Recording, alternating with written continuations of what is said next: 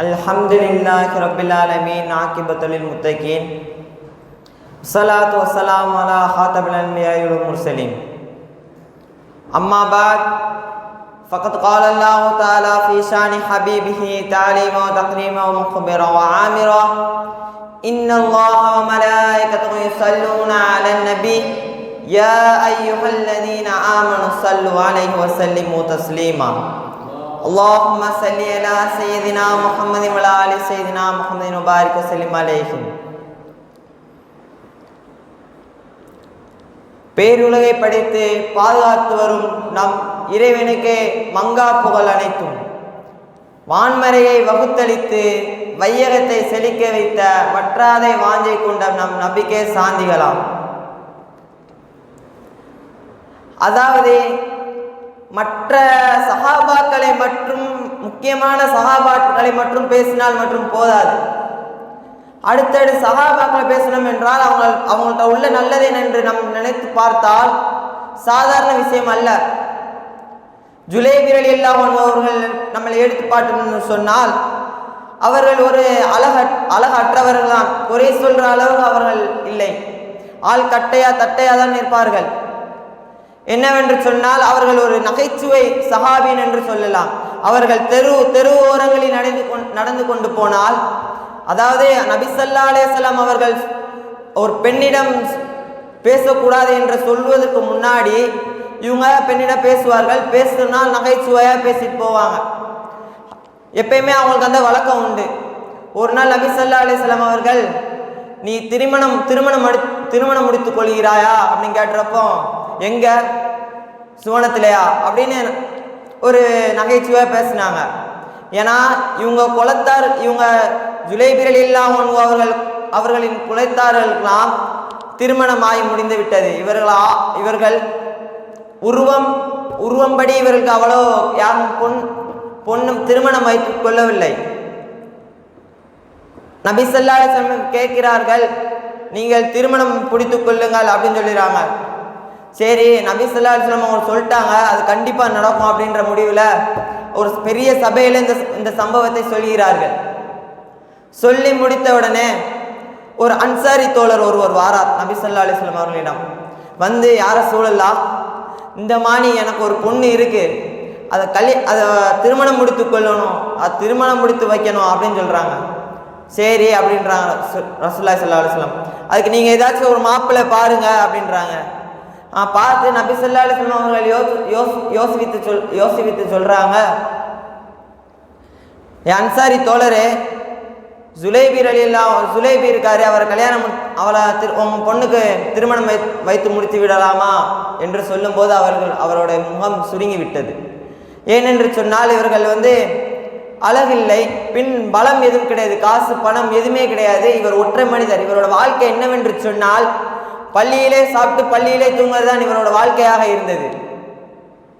அந்த அளவில் இவர்கள் இருந்தார்கள். உடனே அந்த அன்சாரி தோழர் வாரார். அவருக்கு மூஞ்சி அவரோட முகம் சுளித்து விட்டது. உடனே அங்கிருந்து எஸ்கேப் ஆகி, யார சூழல்லா, நான் என் மனைவியிடம் கேட்டு வரேன் என்று போகிறார். அவர் மனைவியிடம் இந்த மாதிரி விஷயத்தெல்லாம் அவரோட மனைவியிடம் இந்த மாதிரி விஷயத்தெல்லாம் கூறுகிறார். இந்த மாதிரி ரசூலுல்லாஹி ஸல்லல்லாஹு அலைஹி வஸல்லம் அவர்கள் கேட்டாங்க அப்படின்னு. அவங்க மனைவி சொன்னாங்க, அதெல்லாம் முடியாது, அவர் ஆள் எப்படி இருக்காரு, அவருக்கு பின்பலம் என்ன, பணம் காசு எதுவுமே கிடையாது, அவரோட வாழ்க்கையே இப்படிதான் இருக்கு, அவருக்கு எப்படி நம்ம திருமணம் செய்து கொள்ள முடியும், செய்து வைக்க முடியும் நம்ம பொண்ணை அப்படின்னு கேட்குறாங்க.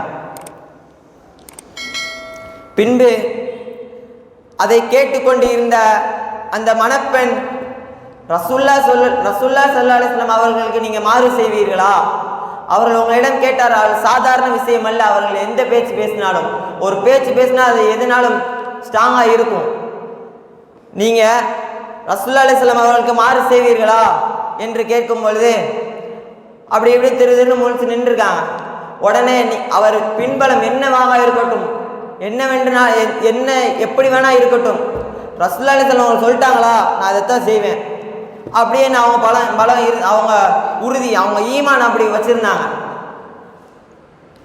அது மட்டுமல்ல, அக்காலத்திலே ரசூலுல்லாஹி ஸல்லல்லாஹு அலைஹி வஸல்லம் அவர்கள் பல தோழர்களை கண்டு சாதாரணவர்கள் அல்ல, சஹாபிகளும் முக்கியமான சஹாபிகளாம் நபி ஸல்லல்லாஹு அலைஹி வஸல்லம் அவர்கள் மீது மிகவும் பற்றாக இருந்தார்கள்.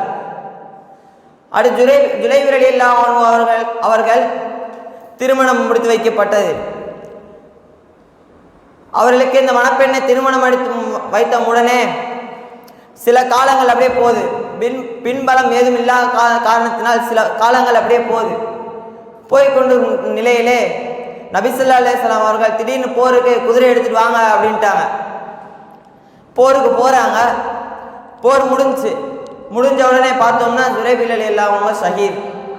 ரசூலுல்லாஹி ஸல்லல்லாஹு அலைஹி வஸல்லம் அவர்கள் மற்ற சஹாபிகளெல்லாம் தேட சொல்கிறாங்க. இந்த மாதிரி ஜுலைபை நீங்கள் தேடுங்க அப்படின்னாங்க. அவங்கள சுற்றி 7 நபர் காஃபீர் இறந்து கிடக்கிறாங்க, நடுவில் ஷஹீதாகி கிடக்கிறாங்க. உடனே இந்த பாக்கியம் எல்லாத்துக்கும் கிடைக்க வேண்டும். ரசூலுல்லாஹி அலைஹி வஸல்லம் அவங்க என்ன செய்தாங்க தெரியுமா? அவங்களுடைய தலையை எடுத்து தம் மடியில் வைத்து கொண்டு கொஞ்ச நேரம் உட்கார்ந்து பார்த்து அவர்கள் ஒரு மன வருத்தம். ஏனென்று சொன்னால் நபி ஸல்லல்லாஹு அலைஹி வஸல்லம் அவர்கள் சொன்னார்கள், இவர் என் மகன் என்று. என்னதான் நபி ஸல்லல்லாஹு அலைஹி வஸல்லம் அவர்கள் பற்று வைத்தாலும் அவர்கள் சாதாரணவர்கள் அல்ல, இல்லாமத்தான் பற்று வைப்பார்கள்.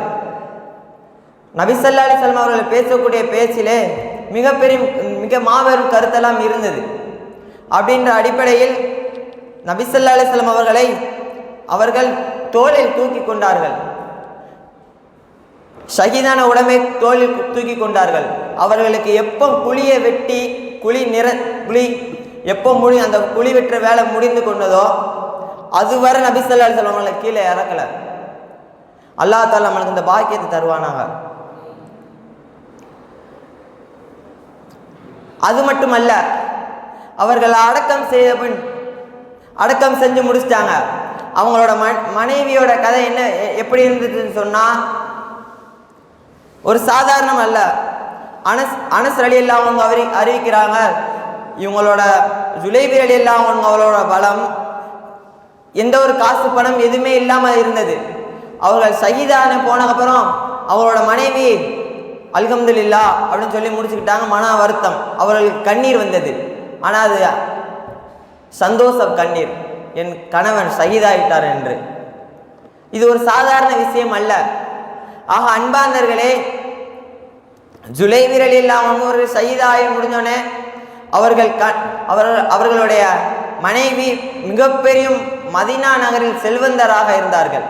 அனஸ் ரலியல்லாஹு அன்ஹு அவர்கள் கூறுகிறார்கள், இவர்களை போன்று மதீனாவில் யாரிடமும் பணம் இல்லை என்று கூறினார்கள்.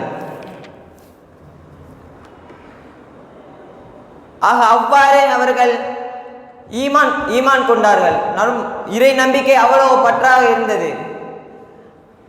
அல்லாஹ் தஆலா நம்மளுக்கும் மிகவும் அதிகமாக எந்த ஒரு சந்தேகமும் இல்லாமல் ஒரு ஈமானை தந்தல்வனாக. அஸ்ஸலாமு அலைக்கும் வரஹ்மத்துல்லாஹி தஆலா பரகாத்துஹு.